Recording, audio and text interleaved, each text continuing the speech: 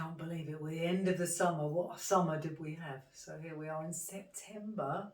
Christmas will be next. And my newsletter today, I wanted to focus a lot, really, particularly on emotions from the past that we've had that come up in the present.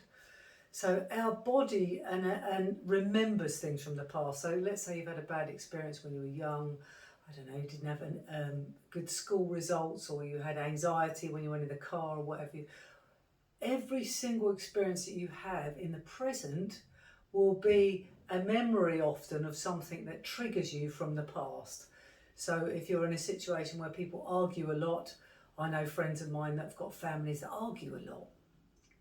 And they don't like arguments, so they remember something that's happened in the past, and it brings around the same sort of feelings in the future, or in the present.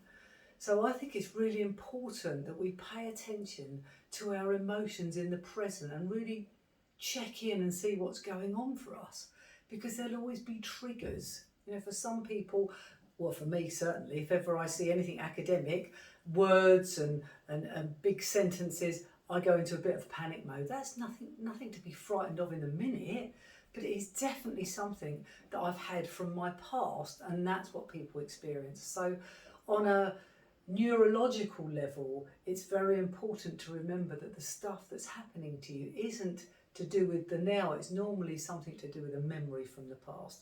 And we're talking about demons, you know, things that reoccur.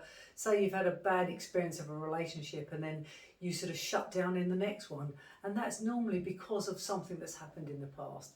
So first and foremost, I'd like to say just start to notice when you have high levels of whether they be anxiety or fear or doubt or insecurity. Just notice how your body's feeling, because that's what we need to do, is listen to our bodies. Because the consequences and the impact that it can have, you know, when I'm feeling really scared or highly anxious, it might stop me from doing things, which I'm sure is the case for a lot of people. And if you have a fear of driving, for example, because of something that's happened in the past, it's going to limit whether or not you drive very far. Often if we've had jealousy or anxiety or worries about things, that impacts other people around us. You know, I've worked with clients that have had high anxiety and they don't go out much because they're frightened of what's going to happen, particularly with COVID and things like that. So it's very important to be mindful that where has that come from? So what can we do about it? This is the key, isn't it? I can talk about all these different situations where we've had something that reminds us of something that's happened in the past. So first and foremost, as I said, maybe make sure you're noticing when you're feeling like that. Okay, oh wow, there's a high feeling, a high emotion that I'm getting right now. And just spend a few moments just breathing and saying, okay, right, I can feel that that's coming up for me. And then maybe you could make some time to look at where that has come from. You know, my academic issues is definitely to do with the past. When I was young, I had issues with that. So what is it that's your trigger? Maybe notice when you're feeling anxious or stressed or something's constantly worrying you.